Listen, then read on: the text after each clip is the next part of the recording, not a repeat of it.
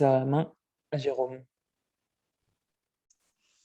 Merci Dorian, je partage mon écran. Je pense que vous devez avoir maintenant une vue sur mon PowerPoint. Est-ce que c'est bien le cas? Dorian, c'est OK? Oui, Oui, ouais, c'est OK. Très bien, très bien. Bon, bah, écoutez, bonjour à tous, ravi de cet échange. On est parti pour, je vais fermer, hop, voilà. On est parti pour 45 minutes d'échange et un quart d'heure de questions. Maintenant, bien évidemment, n'hésitez surtout pas à me poser toutes les questions que vous voulez dans la partie 45 minutes de présentation. Plus c'est interactif, plus c'est agréable. Quelques mots de présentation. Alors, je m'appelle Jérôme Bondu. Je suis dans un domaine qu'on appelle l'intelligence économique depuis maintenant une vingtaine d'années.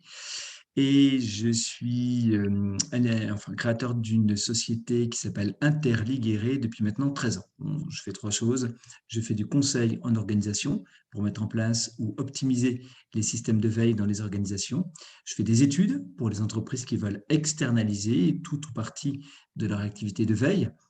Alors, on me confie par exemple des analyses concurrentielles ou des analyses de réputation numérique. Et enfin, je fais de la formation. Et dans le cadre de la formation, j'interviens en école de commerce, école d'ingénieurs, chez les entreprises, bien évidemment. Vous avez à l'écran quelques-uns de mes clients, anciens clients. C'est une petite partie des structures pour lesquelles j'ai l'occasion de travailler. Par ailleurs, je suis aussi auteur. J'ai écrit 3 livres. Le premier concernait les réseaux relationnels. Le deuxième est une présentation de l'ensemble des techniques de veille, de recherche, d'analyse, de sécurité utiles pour les organisations. Et le troisième, le petit bestiaire de la gestion des informations. Je me suis amusé à faire un parallèle entre le monde des organisations et le monde des entreprises. Et quelqu'un dit « Bonjour, est-ce que vous pourrez nous partager la présentation ?» Mais bien évidemment, avec grand plaisir. Alors, quelles sont les étapes importantes pour mettre en place une veille stratégique à l'international? Par quoi ça passe? Eh bien, nous allons voir 7 points importants, sachant que 45 minutes divisé par 7, vous voyez à peu près le temps qu'on va passer sur chacun des points. Notre échange vise simplement à vous donner un éclairage global, on est bien d'accord, parce qu'en réalité, sur chacun des points, je peux faire quasiment une journée de formation. On va avoir un survol rapide, mais néanmoins intéressant. Alors, la mise en place d'une veille stratégique à l'international, ça passe par quoi? Premièrement, comme l'a dit Sénèque, il n'y a pas de vent favorable pour celui qui ne sait pas où aller. Autrement dit, il n'y a pas d'information utile quand on ne sait pas quoi en faire. Et la première étape vise à définir ses besoins informationnels. C'est le premier point que je vais aborder. Deuxième point, à partir du moment où on sait ce qu'il nous faut pour prendre une bonne décision, eh bien, on va se mettre à rechercher les informations. Et vous allez voir qu'on peut largement optimiser les techniques de recherche d'informations. C'est mon second point. À partir du moment où vous avez des besoins qui sont récurrents, ce n'est pas un besoin ponctuel, c'est un besoin récurrent. C'est-à-dire que vous voulez par exemple surveiller à l'international vos concurrents et ils ne vont pas disparaître demain. Donc la surveillance va s'effectuer sur le temps long. Et bien dans ce cas-là, vous n'êtes plus en recherche, vous êtes en veille. Et c'est mon troisième point. Comment on fait pour paramétrer des outils de veille? Vous connaissez l'expression qui consiste à dire que trop d'informations tue l'information. Et l'idée, quand on met en place une veille stratégique à l'international, l'idée n'est pas de vous surcharger de données. L'idée, au contraire, c'est de trouver les éléments qui permettent une prise de décision stratégique. Et dans ce cadre-là, le point numéro 4 est essentiel, puisqu'on va voir quelques techniques pour pouvoir analyser les informations, et notamment analyser des grands volumes d'informations. Le point numéro 5 vise à se poser la question suivante. Surveiller, c'est bien, mais être visible, c'est bien aussi. Et quelque part, comment peut-on faire pour améliorer sa visibilité, sa notoriété, bref, sa capacité d'influence à l'international? Et dans ce point de vue numéro 5, on va voir quelques éléments pratiques et je vais aussi faire une digression géopolitique pour vous montrer que l'influence, c'est quelque chose qui est essentiel à savoir décrypter, à savoir comprendre, et que certaines de nos pratiques actuelles sont liées à des mécaniques d'influence qui ont été totalement intégrées dans notre manière de vivre. Point numéro 6, vous savez que toute information a de la valeur et que tout ce qui a de la valeur se vole. vous avez deviné, toute information se vole. Et dans ce point numéro 6, pas de théorie. De toute façon, je vais faire très peu de théorie en réalité dans cette présentation. Dans ce point numéro 6, je vais vous montrer à quel point il est facile de voler des informations. Je m'empresse de dire, bien évidemment, que je ne vous incite pas à le faire, hein, c'est une évidence. Mais néanmoins, on va voir que, photo à l'appui, les cas de perte d'informations par manque de sécurité sont extrêmement importants. Et si tout ce que je vous ai dit sur les 6 premiers points vous a intéressé, ben normalement, le dernier point devrait vous intéresser aussi, puisqu'on va voir comment on peut organiser son système d'information. Alors, le soir tombe, je me demande si je ne vais pas allumer la lumière. Dorian, est-ce que vous me voyez bien ou est-ce qu'il faut mieux que j'allume la lumière? Dis-moi un petit peu. Ouais, Parce tu que, peux allumer la lumière, ouais, mais parce qu'il fait sombre dans la pièce où je suis.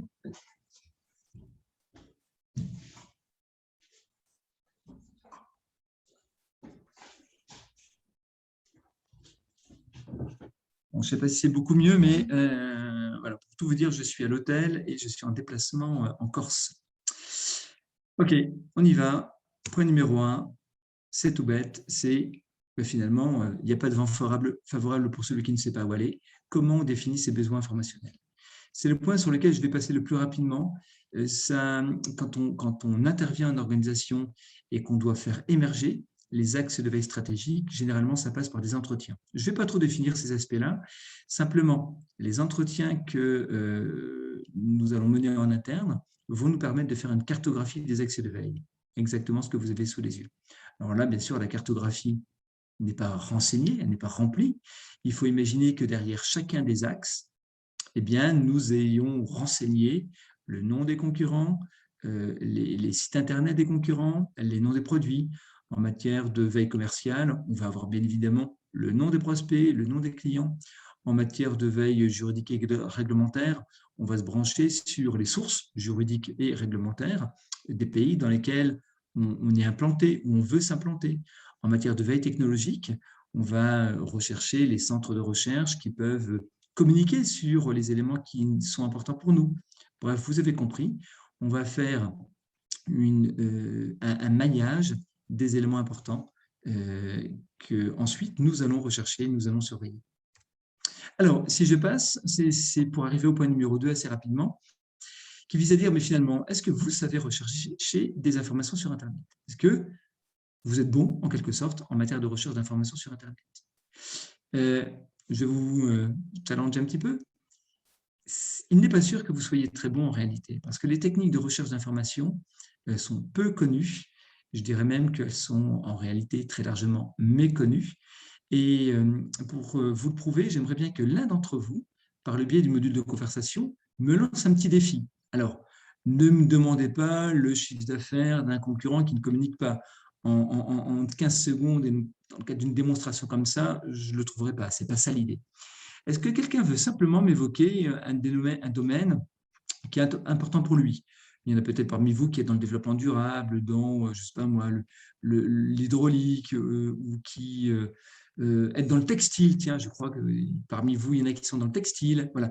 Est-ce que vous pourriez me lancer une thématique sur laquelle je vais pouvoir vous faire un test, une démonstration de l'utilisation d'opérateurs de recherche pour alors la boulangerie genre groupe Paul? Eh bien, pourquoi pas? Alors, on y va. Dorian, tu confirmes que vous m'avez bien suivi et là, vous êtes sur Google avec moi? ouais, on est bien, on voit bien ton écran. Ouais. Super.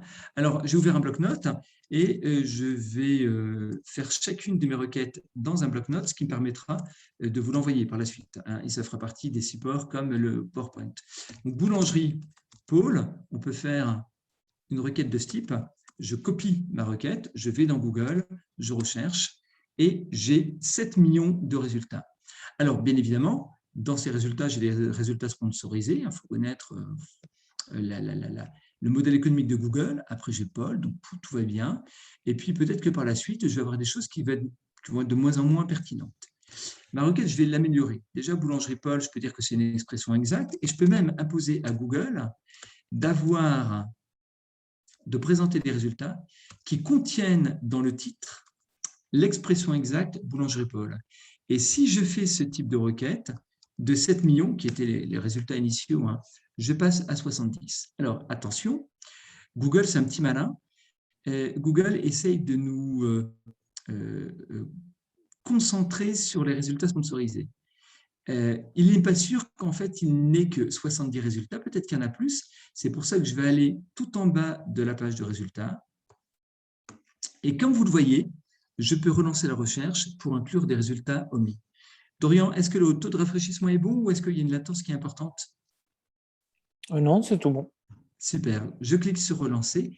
Et en fait, ce n'est pas 70 résultats qu'il y avait, c'est 11 000.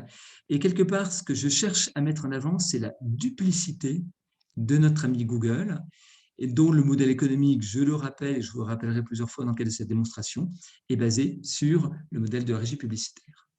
Alors, je vais aller plus loin ici, je veux des informations de type marché, de type modèle économique, modèle économique, vous voyez? Eh bien, je vais pouvoir encore une fois compléter ma requête et je suis en train, et je vais la copier-coller dans mon bloc-notes, comme je l'ai dit, comme ça vous aurez les étapes intermédiaires. Je suis en train de demander à Google s'il a des documents qui, dans le titre, contiennent l'expression exacte boulangerie-Paul, avec le mot marché ou le mot modèle ou l'expression modèle économique, et surtout en format PDF. Pourquoi en format PDF? Parce que ce que je veux, c'est du lourd. Je veux un rapport, je veux une étude, je veux un dossier. Pourquoi pas une thèse? Pourquoi pas une thèse? Je ne veux pas de tweet. Je ne veux pas d'articles de blog qui survolent le sujet. Je relance ma requête et là, je vais en avoir roulement de tambour 0. Et ça, c'est un autre élément qui est intéressant, c'est qu'à partir du moment où on maîtrise les requêtes complexes, on se rend compte que Google n'est pas si fort que ça. Cet outil qui apparaît comme étant absolument magistral, avec la capacité de vous ramener des millions de résultats, dès qu'on le pousse un peu dans ses retranchements, eh ben, tout d'un coup, on se rend compte que c'est beaucoup moins fort. Alors, comme j'ai 0 résultat et que je suis un peu déçu, je vais rouvrir ma requête. Donc, je passe de phase d'ouverture à des phases de fermeture, vous le voyez bien. Et là, quand finalement je dis que Boulangerie Paul n'a pas besoin d'être dans le titre, j'ai enlevé le title, j'ai 900 documents. Sur ces 900 documents, je vois que j'en ai un qui est hyper intéressant, analyse du secteur boulangerie-pâtisserie, le réseau national des boulangeries solidaires, business plan, etc., etc. Je vais rajouter un dernier élément. Je vais imposer d'avoir des résultats qui soient récents. Je ne veux pas des vieux nanars d'il y a 50 ans. J'ai cliqué sur Outils, moins d'1 an, je relance et il me reste finalement 22 restaurants. C'est peut-être pas les plus... 22 restaurants, 22 résultats. C'est peut-être pas les plus pertinents parce que là, on voit qu'il y a un aspect actualité avec des éléments qui soient plus des éléments de communication. Du coup, finalement, je me dis que le filtre d'1 an n'est pas si utile. Et finalement, je rouvre. Mais vous voyez que le résultat qui apparaît là, qui n'était pas apparu, je pense, dans la toute première requête, le résultat qui est là est peut-être le plus intéressant de tous. Ces opérateurs de recherche, ils sont là, en tout cas pour Google. Et c'est quelque chose que tout collaborateur d'entreprise devrait connaître. Ça marche bien évidemment worldwide. Hein, et si je recherchais non pas les boulangeries Paul, mais une structure équivalente à l'étranger, la mécanique serait parfaitement similaire. Néanmoins, j'ai une question. Qui parmi vous les connaissez? Et cette question peut être complétée par une autre, mais pourquoi on ne les connaît pas? Pourquoi le grand public ne les connaît pas, ces opérateurs? Alors, comme on est à distance, et puis comme j'ai 45 minutes, là, il est déjà 17h17, le temps presse, je fais les questions et les réponses. Quel est l'avantage de Google de faire connaître ces opérateurs de recherche? Il n'y a pas d'avantage. Je vais vous expliquer pourquoi. Regardez, si je recherche voiture d'occasion, simplement sur Google, eh bien, vous voyez qu'ici, en premier résultat, j'ai des annonces. Deuxième résultat, j'ai des annonces. Troisième, quatrième résultat, j'ai des annonces. Et c'est là où Google gagne de l'argent. Il gagne combien? C'est simple. Hein. Environ 80% des revenus de Google proviennent des liens sponsorisés. Google a fait en 2020 180 milliards de dollars de chiffre d'affaires. Quand on clique sur un lien sponsorisé, l'annonceur, en l'occurrence la centrale, donne quelques centimes d'euros à Google jusqu'à 50,91 $ le clic. Vous avez bien entendu, ce n'est pas une blague. Hein.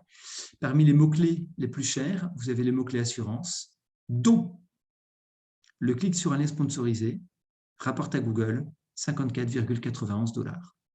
Donc, son modèle économique, c'est là. Si maintenant, l'immense majorité des internautes maîtrisent les opérateurs de recherche, et si en fait, moi, ce que je recherchais derrière les voitures d'occasion, c'est le marché des voitures d'occasion, et j'aimerais bien des résultats qui proviennent du journal Le Monde, et bien là, vous voyez qu'il n'y a plus de pub. Bien évidemment, Google n'a plus de marge de manœuvre pour me claquer de la pub devant la tronche, si vous me permettez mon langage familier. Eh bien, la maîtrise des opérateurs de recherche me permet d'interdire à Google de m'envoyer de la publicité. Et maintenant, vous savez pourquoi Google ne fait absolument aucun effort pour communiquer sur ces opérateurs de recherche. C'est pour ça d'ailleurs que vous ne les avez pas sur votre page d'accueil sur Google. On pourrait très bien imaginer que sur la page d'accueil de Google, il y ait un lien vers la recherche avancée, mais il n'y en a pas. Tiens, d'ailleurs, vous voyez ce petit message-là? Dorian, tu le vois? Le petit pop-up? Oui, on le voit. Ouais. Vous arrivez à lire? Accès autorisé à la webcam. Ça veut dire quoi, ça? Ils veulent prendre contrôle de ta webcam. Ils ont le droit de rentrer chez nous, là. Alors, je vous explique. Google, c'est un aspirateur à comportement. Le deuxième métier de Google, c'est de vous connaître par cœur et de savoir ce que vous mangez, alors ce que vous recherchez sur Internet, ce qui traduit ce que vous allez manger, parce que vous recherchez des requêtes de recettes de cuisine, ou vous allez en vacances. Grâce à Android, il vous suit à la trace, il peut mesurer votre vitesse de déplacement, si vous marchez à pied, lentement ou pas lentement. Si vous marchez lentement, peut-être que vous avez des problèmes de santé. C'est une information intéressante. Selon les restaurants que vous fréquentez, il sait si vous mangez vegan, si vous mangez halal, donc il détermine votre religion. Selon les endroits où vous allez en vacances, il détermine votre niveau de vie, etc.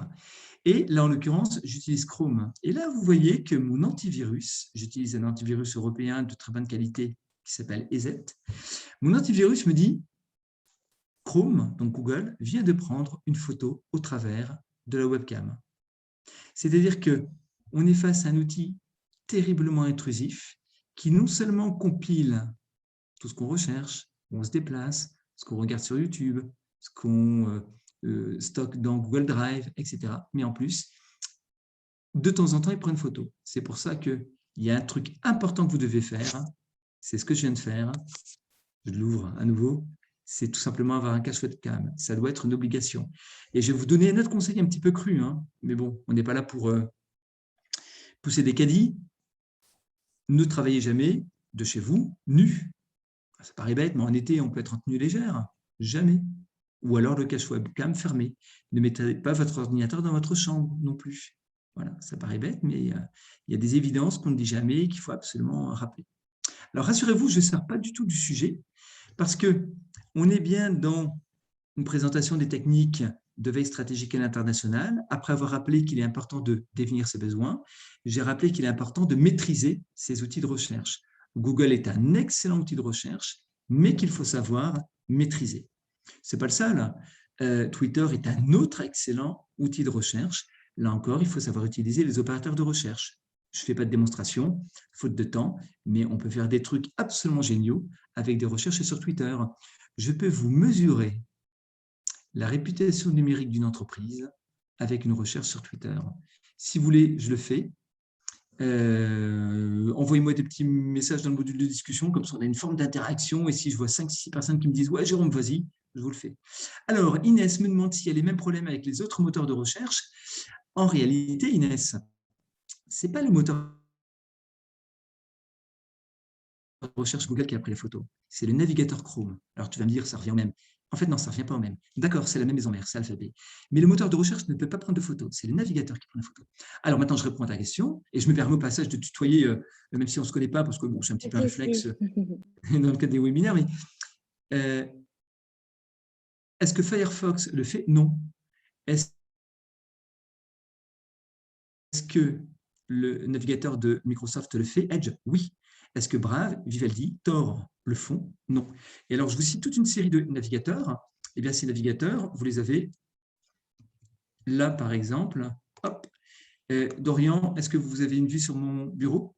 Oui, oui, c'est bon. Firefox, Opera, Brave, Vivaldi, Edge, Epic, Tor pour aller dans le dark web Et après, vous voyez ici, en dessous, un VPN. Et après 4 icônes qui ressemblent à Chrome, en fait, je me suis créé des comptes sous pseudo pour aller me balader sur le web de manière un petit peu plus masquée. Je me suis créé des comptes, un véritable environnement en fait sous pseudo, avec un compte sous pseudo sur Facebook, Twitter, LinkedIn, histoire de garder un petit peu de, comment dire, je cherche le mot, aide-moi Dorian, de pouvoir se balader sans être totalement à poil. Donc, quand on branche son VPN et qu'après on va sur Chrome, mais avec des comptes créés sous pseudo, on commence à être, je ne dis pas que c'est parfait parce qu'en réalité, Google repère plein de choses, mais je dis quand même que c'est pas mal. Donc, ça veut dire que la navigation privée, ce qu'on appelle la navigation privée qu'on peut installer, elle n'est pas du tout privée. Alors, la navigation privée sert à deux choses. Elle va supprimer les cookies qu'on aura captés pendant la navigation, donc on les capte quand même, hein, d'une part, et d'autre part, alors je reformule ma phrase. La navigation privée va faire qu'à la fin de votre navigation, quand vous allez fermer votre navigateur, les cookies seront supprimés. D'autre part, votre historique de navigation sera supprimé aussi. Et là, vous avez les deux avantages de la navigation privée. Par contre, vous gardez votre adresse IP. D'accord. Et si vous allez sur les médias sociaux, ben, c'est vous qui êtes là. Donc, vous voyez, en fait, l'avantage de la navigation privée est que somme toute assez réduite. C'est d'autant plus vrai quand vous voulez vous balader à l'international et que vous voulez, pour des raisons X et Y, qu'on ne veut pas que ce soit l'adresse IP de votre entreprise qui apparaisse dans votre navigation. Parce que quand vous allez sur un site, votre adresse IP, elle apparaît. Il y a un site qui est absolument génial, je vais vous le montrer. Alors, il me faut juste un petit effort de mémoire. Si je fais ça, non, alors attendez, si je fais protection, non, protéger, zut, j'ai oublié.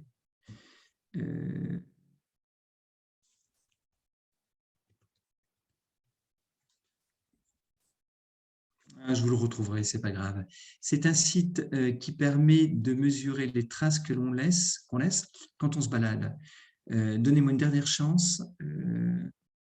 Privacy. C'est peut-être ça. Non, c'est pas ça.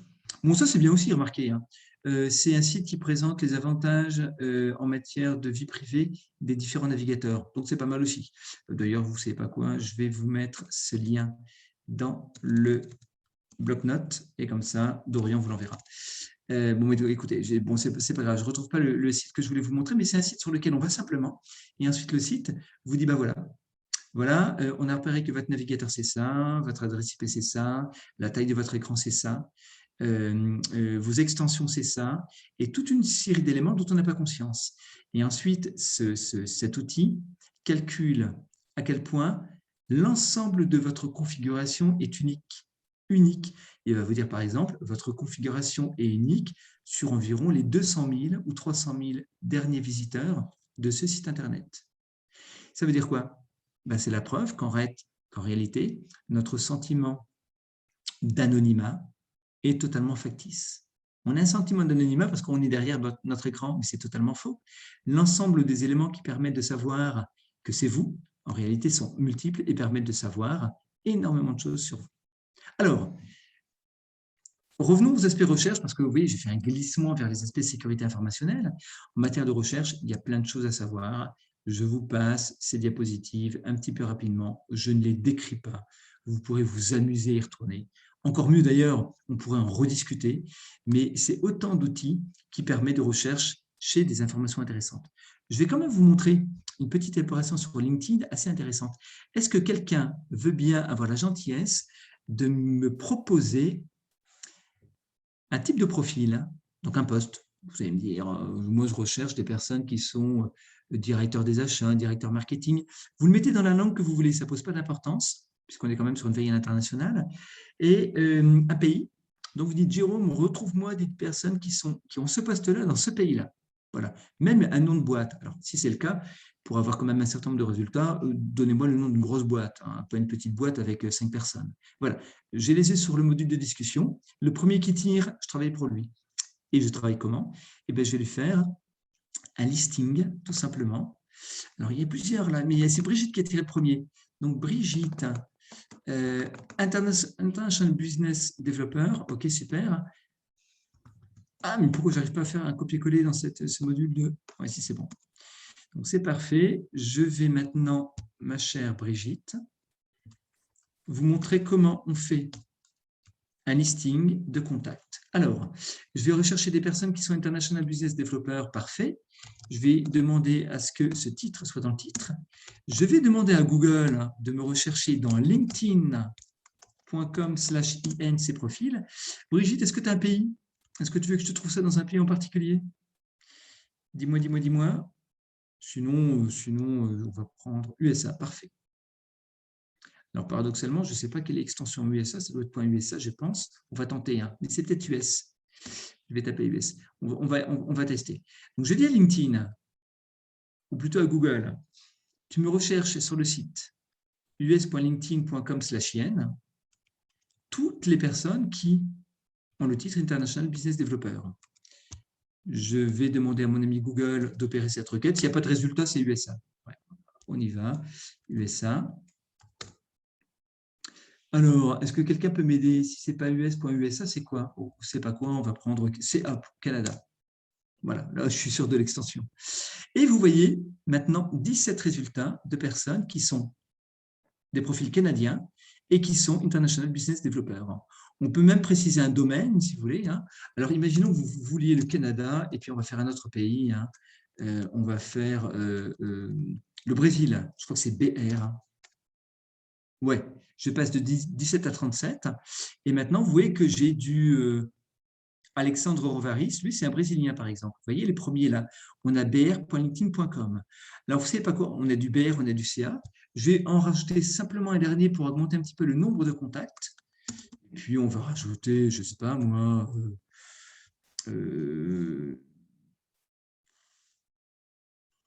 belge, BE, comme la Belgique. Je mélange des choux et des carottes, mais ce n'est pas bien grave. Ou alors DE, Deutschland, ça c'est pas mal. Et de 37, je passe à 59. On imagine que vous ayez 3 zones de chalandise, d'accord? Le Brésil, le Canada et l'Allemagne. Et là, vous avez 59 prospects. On se met dans ce cadre-là. Hein. On imagine que ce sont vos prospects. Eh bien, je vais tout simplement maintenant vous faire le tableau Excel avec ces 59 contacts. Et je vais le faire en quelques secondes. Je vais simplement utiliser une petite extension. Voilà. Je copie mes résultats. J'ouvre mon tableau Excel. Je colle les résultats. Et maintenant, voici dans la colonne A l'adresse URL des profils sur LinkedIn. Colonne B, j'ai les noms. Ensuite, j'ai le poste. Ensuite, j'ai l'entreprise. Pas toujours, parce que des fois, on voit qu'on a du LinkedIn, hein, mais en ligne 6, on a GraphNest. Là, c'est bien le nom d'entreprise. Colonne C, on s'en fout. Colonne suivante, on a la localisation. Colonne suivante, on a un champ notes. Et colonne suivante, la E, la F, la G. Aucune importance. On a quasiment fini. Leur tourne, c'est une catastrophe. J'aime bien faire des démos. Les démos, ça permet d'ancrer vraiment dans le réel. Par contre, ça prend du temps. Alors maintenant, je vais vous montrer comment on fait. Là, c'est du Excel, attention. Hein. Je vais vous montrer comment on fait pour avoir nom, prénom dans une colonne, poste, colonne suivante et entreprise dans la 3e colonne. Je suis sûr que la moitié d'entre vous, vous le savez. Mais je le montre quand même parce que d'expérience, il y en a encore qui ne le savent pas.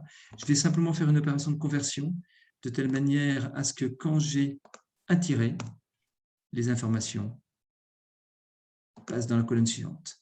Alors là, ouais, ça n'a pas marché parce que ça, c'est un faux tiret en fait. Hein. Mais bon, je ne vais pas revenir en arrière. Je pourrais faire un... Je vais le faire. Juste pour vous. Alors moi, j'ai envie d'applaudir Jérôme, hein, franchement. Ah, merci. Ah, c'est super, hein. C'est génial. Regardez, je vais aller jusqu'au bout de la démarche parce que je ne voudrais pas... extension. C'est un secret. Non, je plaisante. Je vais remplacer tout. Voilà, comme ça, j'ai les tirets qui sont tous bien comme il faut. Et maintenant, je vais au bout de la démarche, terminer et bim, comme dirait mon fils de 15 ans. J'ai maintenant colonne G, les noms des personnes. Colonne H, tous, ils sont International Business. Allez, il y a un petit schmurz. je l'enlève. Ils sont international plus des développeurs, bien évidemment. Et après, j'ai les entreprises, pas pour tous, mais j'en ai quand même pas mal. Et voilà comment je me fais un fichier de prospects potentiels. Bien évidemment, on fait la même chose avec des concurrents et à peu près tout ce qu'on veut. Je vais juste vous montrer, et pareil, je le mettrai dans le bloc-notes. Je vais juste vous montrer qu'on peut même reconstituer l'organigramme d'une entreprise à partir de ça. J'ai fait l'expérience avec l'entreprise XPO, qui est une entreprise dans le domaine du transport. Sur mon blog, vous avez le lien. Je le copie-colle et je le mets dans mon bloc-notes. Voilà. Je note simplement « avoir » dans le bloc-notes. Et en fait, vous pourrez retrouver sur mon site internet la méthodologie. Regardez, donc là, j'ai fait une requête assez similaire. Je recherche les directeurs chez XPO. Je récupère tout ça que je mets dans un tableau Excel et après, avec un outil de cartographie, je cartographie les résultats. Et vous voyez que chez XPO, j'ai les 13 directeurs des opérations, j'ai les 5 directeurs des ressources humaines, j'ai les 2, 4, 6, on ne les a pas tous, mais les 10 directeurs des ventes, et j'ai même le directeur de la due diligence qui s'appelle Wayne Tennant. OK? Ben voilà. Et là, tout ce que je vous montre là, c'est simplement quelques applications pratiques des techniques de recherche avancée d'information. Vous voyez l'idée? Alors, je ne vais pas plus loin parce que j'ai plein d'autres trucs à vous dire. Bien sûr, l'analyse du réseau relationnel est hyper important parce que vous savez qu'à l'international, et notamment dans les pays d'Afrique, il y a des zones en fait, qui sont moins numérisées. Et donc, les informations ne sont pas sur Internet. Et qu'est-ce qu'on va faire là? On va développer ce réseau relationnel de telle manière à ce qu'il soit non plus construit avec intuition. L'intuition est importante, je ne dis pas, mais qu'il soit construit avec intuition et professionnalisme. Regardez par exemple, là j'ai matérialisé ce qu'on appelle un graphe. Chaque bulle bleue est une personne, chaque trait noir représente un lien entre les personnes. Qui peut me dire dans ce réseau quelles sont les personnes les plus importantes? Alors vous pouvez jouer avec le module de discussion. Ah oui, et comment s'appelle l'extension? Elle s'appelle Instant Data Scrapper. Hop, et je l'ai mis dans le module de conversation. Merci Brigitte de me rappeler. Alors, n'empêche que, allez-y, on joue. Quelle est la personne la plus importante? Donc, vous pouvez jouer avec le module de discussion.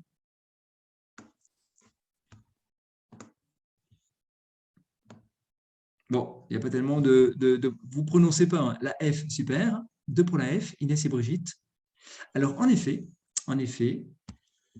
F est important, mais M a 5 contacts directs. Et dans ce cadre-là, on peut dire qu'il est important. F, vous aviez raison, est au centre du réseau. Ça veut dire quoi? Ça veut dire qu'en 2 rebonds, il atteint tout le monde. Et en même temps, personne n'a cité H. Or, maintenant, vous voyez que H est super important. Il fait l'interconnexion entre 2 sous-parties du réseau. Et quand on travaille le réseau relationnel, et notamment à l'international, l'idée, c'est de pouvoir déterminer, dans votre domaine de compétences, les M, les F et les H. À partir de là, à partir du moment où on les a identifiés, va suivre tout un travail de mise en relation, de contact, ce qu'on fait ça naturellement. Mais par contre, la capacité à pouvoir structurer son réseau et déterminer qui, à quelle position, est super importante. Et ce que je fais aussi en formation, c'est que j'invite les personnes que je forme à faire la cartographie de leur propre réseau relationnel. Alors, ça se passe comment? Je leur demande de définir un objectif, qui peut être bien évidemment un objectif de développement à l'international. Ensuite, je leur demande de citer les personnes qu'elles connaissent déjà. Dufour, je prends des noms français, mais je pourrais dire Bill, Bob, Jack, Yasmine, Kim, etc. Et puis Louis. Très bien. Ensuite, je leur demande de définir pour chacune de ces personnes quels peuvent être leurs niveaux d'affinité. Est-ce qu'elles les connaissent bien ou mal? Voyez, et puis elles vont noter.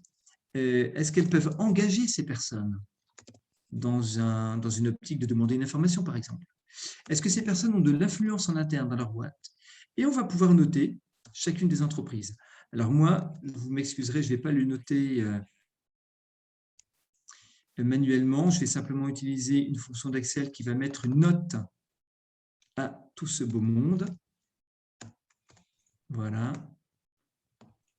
Mais imaginez que la notation soit faite de manière réelle. Eh bien, regardez, il ne me reste plus qu'à faire une insertion, demander gentiment à Excel s'il veut bien me générer un graphe en bulle. Voilà. Et à partir de ce moment-là, je vais demander à Excel de rajouter les noms des personnes, donc ajouter une étiquette de données et ensuite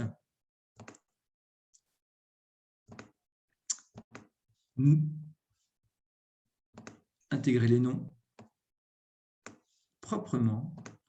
Eh bien, imaginez maintenant que nous soyons à la conquête d'un pays au niveau commercial, que nous soyons des commerciaux, qu'on ait tous repéré, commerciaux ou pas, peu importe notre fonction en fait, hein, qu'on ait repéré les personnes importantes dans ce pays. Le même mécanisme vaut pour une entreprise. Hein. On a repéré les personnes importantes dans une entreprise qui est pour nous un prospect. Chacun de nous a pu noter son degré d'affinité, sa capacité à engager, l'estimation d'influence de ces personnes-là sur la prise de décision. Eh bien, nous aurions la cartographie de notre réseau interne dans ce pays ou auprès de cette entreprise. Et à partir de là, on va pouvoir se dire, OK, Dufour, Dubois, Louis, c'est les personnes les plus importantes. On ne va pas négliger Bob et on va faire en sorte de mieux connaître Bob. Pourquoi? Parce que il a une taille de bulle assez importante et c'est quelqu'un qui pèse aussi dans la décision. Vous voyez? Et j'ai fait une flèche verte pour matérialiser le fait que sur l'axe horizontal, qui est l'axe de l'affinité, il faut qu'on le connaisse mieux. Et il faut aussi qu'on arrive à mieux l'engager. Et vous voyez comment quelque chose qui est diffus, quelque chose qui est impalpable, quelque chose qui est du ressort du ressenti, le réseau humain, eh bien on peut quand même réussir à le structurer de telle manière à avoir une utilisation quantitative et qualitative, partagée en entreprise et quelque part qui puisse être la résultante d'un travail d'équipe. OK? Bon.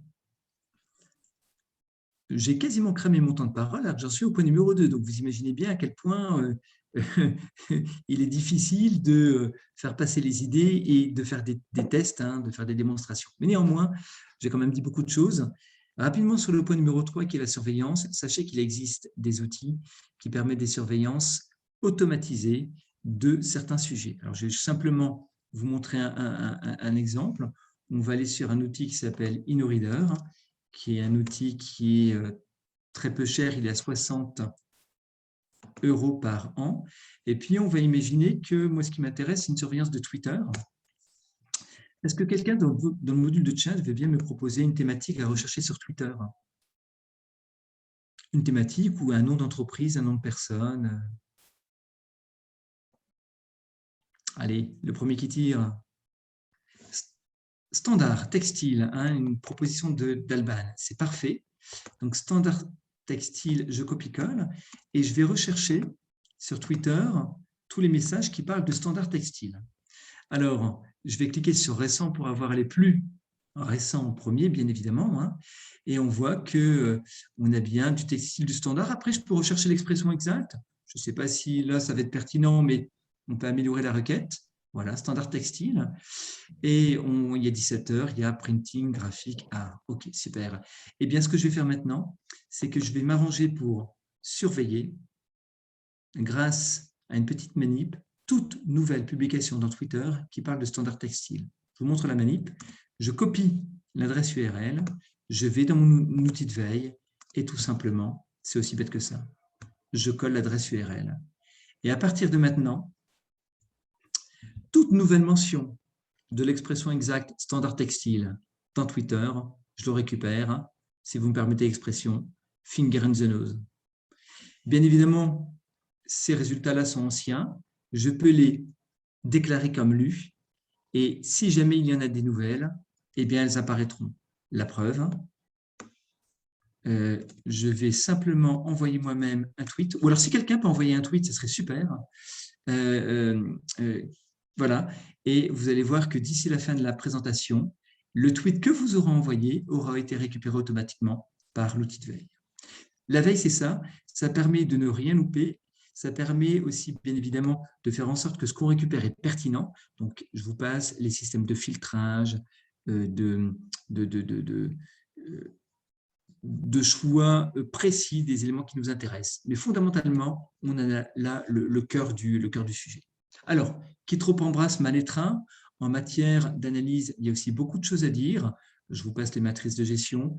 Moi, je suis très cartographie et j'adore faire des cartographies quand on me propose des sujets complexes. Là, c'est une cartographie avec un outil qui s'appelle GEFI. Et puis après, on peut faire des scénarisations. Scénarisation, c'est quoi? C'est dire, ben voilà, actuellement, sur un théâtre d'opération, le Brésil, les États-Unis, ce qu'on veut, on a repéré des partenaires, on a des opposants, on essaie de voir ceux qui sont actifs, ceux qui sont passifs, on fait une cartographie décisionnelle, et puis la scénarisation consiste à se dire, bon alors, qu'est-ce qui se passe si? Et on envisage des scénarios et on construit notre capacité de développement ou d'investigation dans un pays. Voilà. Vous comprenez bien, mon message est très simple. Hein. Mon message vise toujours à dire que ce soit en matière de veille, de recherche, d'analyse de sécurité, il faut outiller les collaborateurs et leur donner une méthodologie. Et c'est vraiment comme ça que je me positionne. Voilà, je passe tout ça. Ça, c'est une mission que j'ai faite pour un client il y a quelques temps. Je passe sur les aspects réputation numérique et War Room, et on arrive à l'aspect sécurité. Alors, j'en ai parlé un petit peu. Oui, alors Inès, le nom de quel outil? Le nom de l'outil, c'est quoi? Parce que j'en ai cité tout plein, c'est GEFI peut-être. Non, mais du coup, non, c'était InnoReader, et du coup, c'est bon. Ouais, voilà, InnoReader. Alors, en matière de sécurité, je vous ai dit en introduction que j'allais vous montrer à quel point il est facile de récupérer des informations. Alors déjà, on peut compter sur les erreurs, les maladresses des uns et des autres. Là, c'est un lieutenant-colonel qui travaille dans le train et il n'a pas de filtre polarisant. Et j'ai un copain qui est assis dans le train qui est en train de regarder ce qu'il fait. En l'occurrence, il est en train de faire des choses assez stratégiques, je ne rentre pas dans le détail. Ça arrive partout, vraiment partout. Là, c'est arrivé aux États-Unis et c'est lui qui a été pris, en quelque sorte, en flagrant délit de mauvaise gestion des éléments sur lesquels il était en train de traiter. C'est tout simplement Michael Hayden, qui est l'ancien patron de la CIA et l'ancien patron de la NSA. Je passe sur cette histoire savoureuse, mais elle vaut vraiment son poids en cacahuètes molles, croyez-moi. Je vous laisse regarder cette image quelques instants. Elle est quand même assez drôle.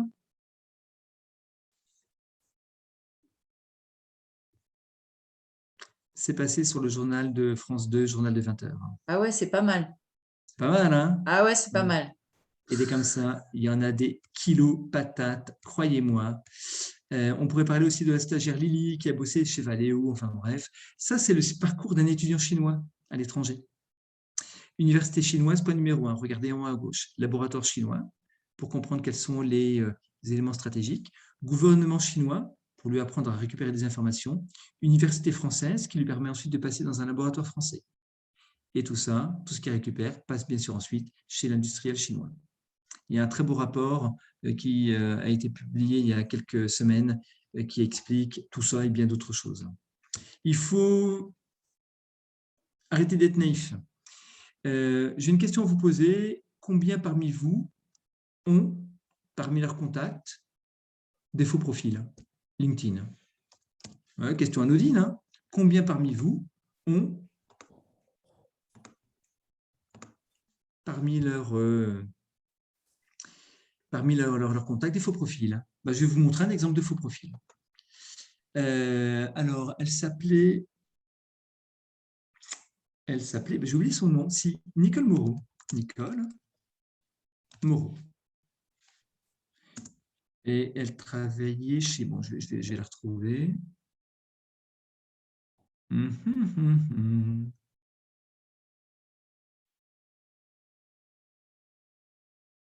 Elle travaille chez STR, si jamais ils sont...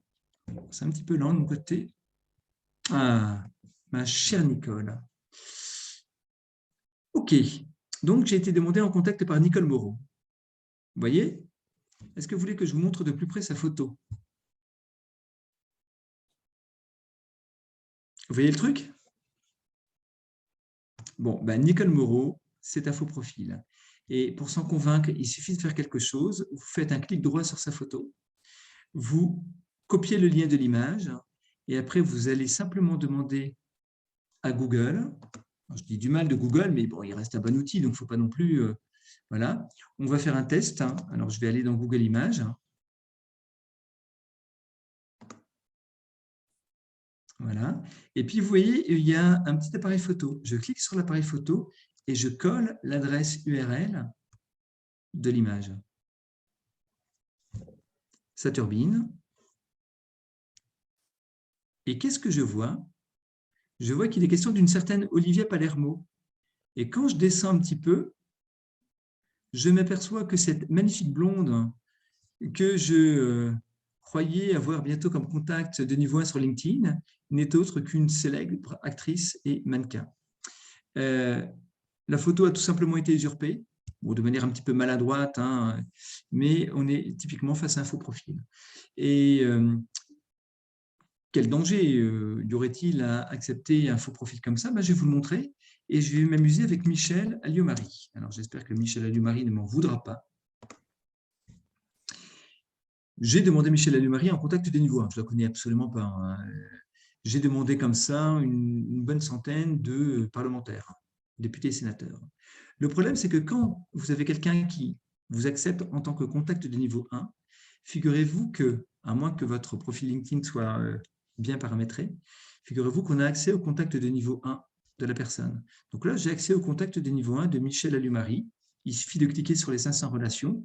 Alors, je ne vais pas vous les montrer, parce que je ne veux pas t'ennuyer avec le ministère des Armées, mais je vais cliquer, puis rapidement, dès que ça va apparaître, je vais changer de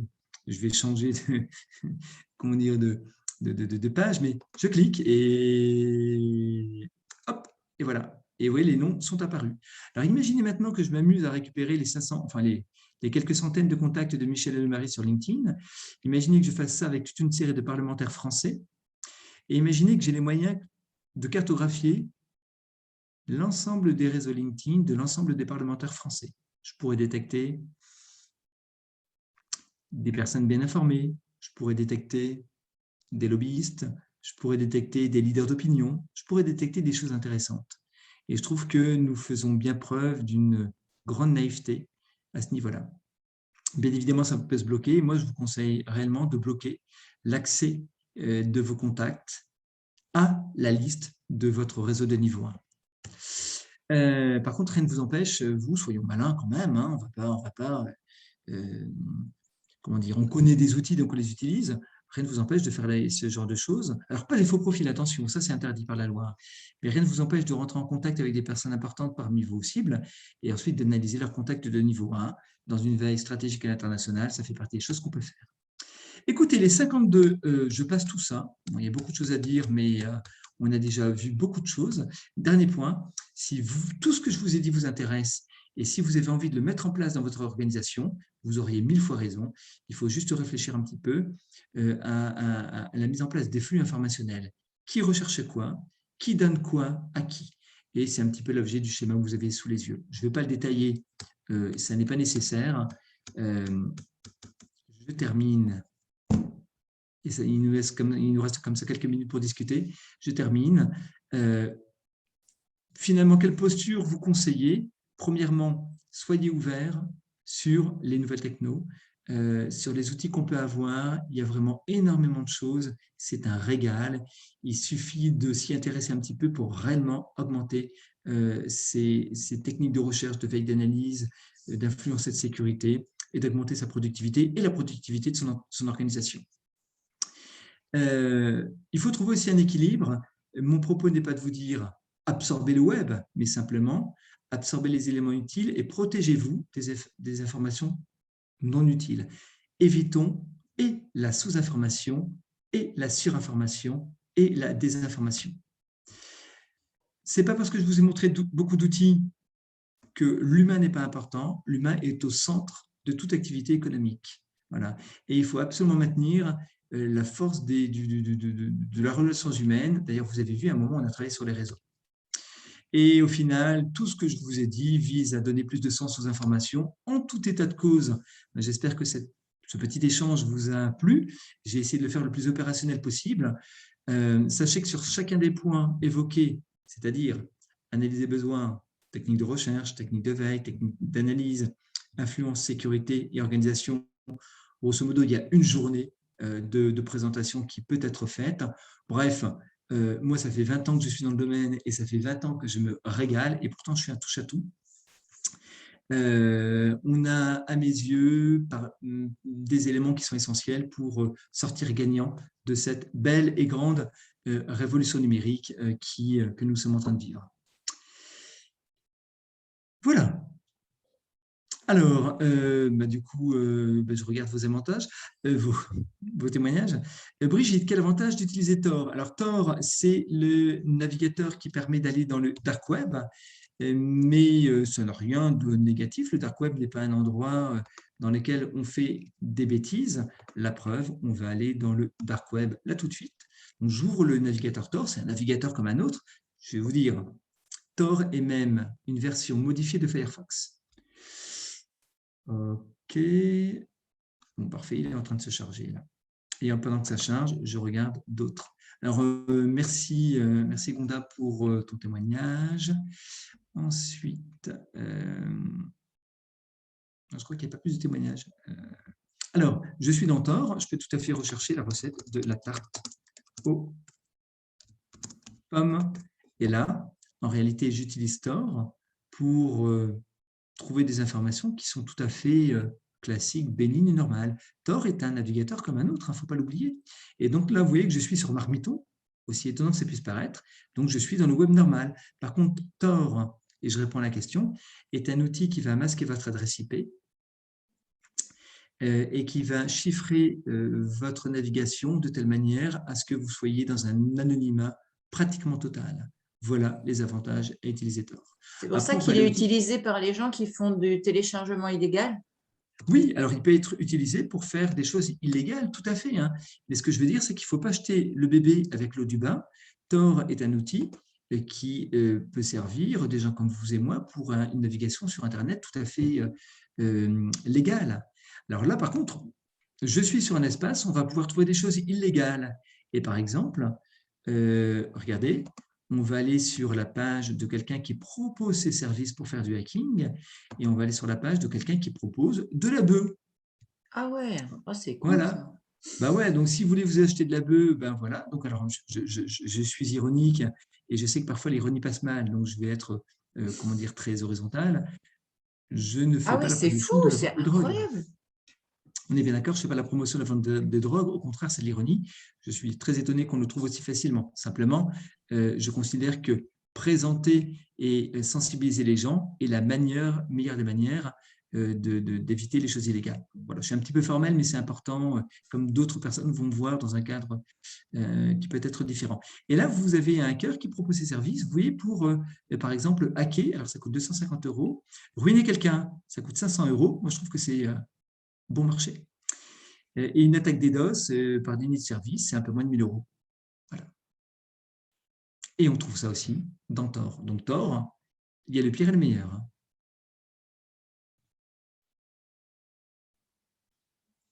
Néanmoins, le plus grand danger à mes yeux, c'est l'ignorance. Et c'est pour ça que je vous présente tout ça, pour vous sensibiliser. Après, vous savez, il n'y a pas besoin d'aller dans Tor pour trouver des choses qui peuvent paraître hallucinantes. Je vais vous montrer quelque chose qui va sans doute vous étonner. Je vais faire une requête dans Google, et je dis bien Google. Hein. Voilà, donc j'ai fait une requête. Alors, je suis d'accord, ma requête, elle est un peu bizarre. Il n'y a pas de problème là-dessus. Et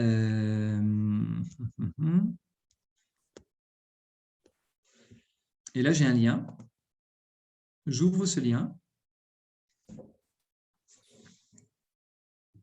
Et que voilà, et il faut que je branche mon ordinateur, sinon on va être coupé.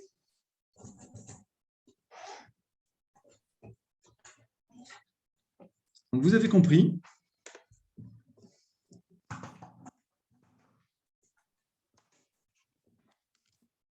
C'est bien une caméra de surveillance. Tôt ou tard, on va voir une voiture passer. Et je peux même vous dire où se trouve cette caméra de surveillance. Elle se trouve quelque part qui est conforme à cette adresse IP. Alors, les adresses IP sont géolocalisées, même si en réalité, on peut masquer cela, mais si vous voulez savoir où se trouve cette caméra de surveillance, il suffit d'aller sur un site qui s'appelle Trouver IP.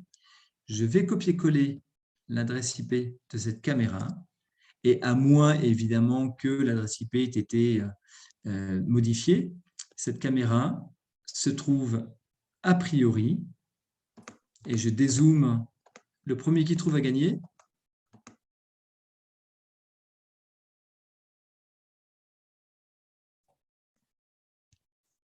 Vous avez trouvé? Japon. Voilà. Et si je fais un zoom maximum, regardez, j'arrive dans cette ville. Ici, je vois une espèce de bâtiment qui a une bonne tête de bâtiment administratif. D'ailleurs, vous voyez qu'à côté, il y a un grand parking. Et devant ce bâtiment, il y a une rue.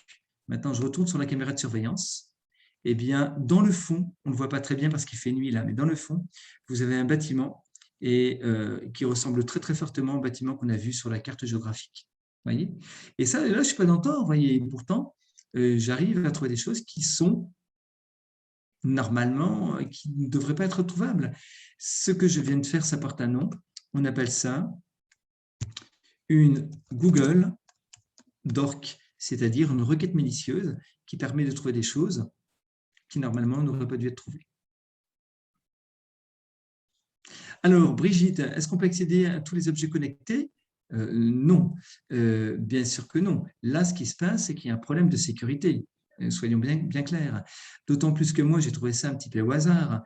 Ceux qui arrivent à pointer leur investigation sur un objet en particulier ont des compétences que moi, je n'ai pas. Hein, et on va trouver ces compétences dans le domaine qu'on appelle le hacking ou le piratage, ce qui n'est pas mon domaine de compétences. Moi, je vous présente ça à titre de prévention, hein, pour sensibiliser sur la sécurité informationnelle. Je serais incapable de vous trouver une caméra de surveillance dans un pays, par exemple. Voilà, parce que je n'ai pas la requête, je n'ai pas le savoir-faire. Alors là, par contre, je connais aussi la requête, si vous voulez, pour trouver des imprimantes en ligne. C'est celle-là. Alors, Google me les propose tout simplement parce que j'y ai déjà été. Hein. Alors, que je regarde un petit peu ce qu'on a sous la main. Alors, je vais tenter quelque chose. Site .edu. Voyez, alors là, par contre, j'ai fait une requête un petit peu plus complexe puisque je dis je veux uniquement des sites universitaires. Après, je peux demander aussi des .fr. Est-ce qu'il va y en avoir? Oui, il y a du .fr. Voyez. Alors, là, je vise un pays. Là, c'est encore dans mon domaine de compétences. Par contre, je peux difficilement aller plus loin. Et encore une fois, je ne cherche pas. Hein. Après, c'est du domaine du hacking ou de la sécurité informatique ou du piratage. En termes de sensibilisation, j'en sais déjà assez. Et là, vous voyez, alors je précise encore une fois pour pas d'avoir d'ennui avec la justice et ceux qui me verraient, parce que là, je vais aller quand même sur une boîte qui s'appelle Matt Lafontaine. Je fais ça à titre de prévention. Et d'ailleurs, après ma conférence, je vais les avertir que j'ai fait ce type d'opération pour qu'ils réparent le truc. Mais si je clique, je vais arriver sur une imprimante en ligne, pas protégée. Et si je clique sur, ici, statut job, ou alors, je regarde s'il n'y en a pas un autre, ouais, ça doit être ça, hein, statut job, il est probable que je puisse voir quelles sont les impressions qui ont été faites récemment. Je vais cliquer sur Job History, et là, je devrais normalement voir les impressions qui ont été faites. Et bien voilà, je les ai. Donc, vous avez l'ID, le username, direction, le nom de document qui a été imprimé, l'impression qui a été complétée, et vous avez la date, le 18 novembre à 13h20, 16h51, etc. Et même le nombre de pages. C'est-à-dire qu'il y a un document qui s'appelle « Cahier de suivi des apprentissages maternels » qui a fait ça, de 315 pages. Vous voyez le truc? Et voilà. D'où l'importance d'une bonne sécurisation. Dorian, je me demande si on ne va pas faire un petit floutage quand même avant de tout mettre sur YouTube, parce que bon, là, on est en phase de sensibilisation, donc normalement, juridiquement, je suis blindé, mais quand même. Ah, je couperai cette partie. Hein. Couper, je ne sais pas s'il faut le couper. Le flouter, peut-être. Je sais flouter, hein, je te dirai comment faire. Ok, on en reparlera. Valérie, faut-il intégrer un data analyst dans son entreprise pour gagner du temps dans le développement de son réseau commercial? Bim. Ok, bah oui. Après, data analyst, ce sont des compétences très, très pointues. J'ai envie de dire, et je prêche pour ma paroisse, mais c'est normal, intégrer un veilleur qui, en matière de détection d'informations, de prospects, pourra déjà faire énormément de choses. Bon. Écoutez, si vous voulez en savoir plus sur ces éléments, écoutez, n'hésitez pas à me contacter. Je me ferai un plaisir de répondre à vos besoins pour optimiser vos démarches et les compétences de vos collaborateurs. J'ai une dernière question, je la prends. Mais sinon, il y avait Dorian, une dernière question de Brigitte. Peut-on faire une enquête de réputation d'un distributeur export via le digital? Alors, encore une fois, et vous vous rappelez de ma première partie, dans les aspects collecte, il y a la collecte numérique et la collecte via le réseau humain. Et j'ai envie de dire que ce sont la conjonction des deux éléments qui sont intéressants.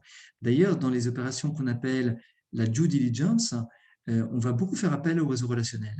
Mais néanmoins, je réponds quand même, oui, avec le digital, on peut déjà aller très très loin. Je ne dis pas que c'est exhaustif, je dis qu'on peut aller très très loin.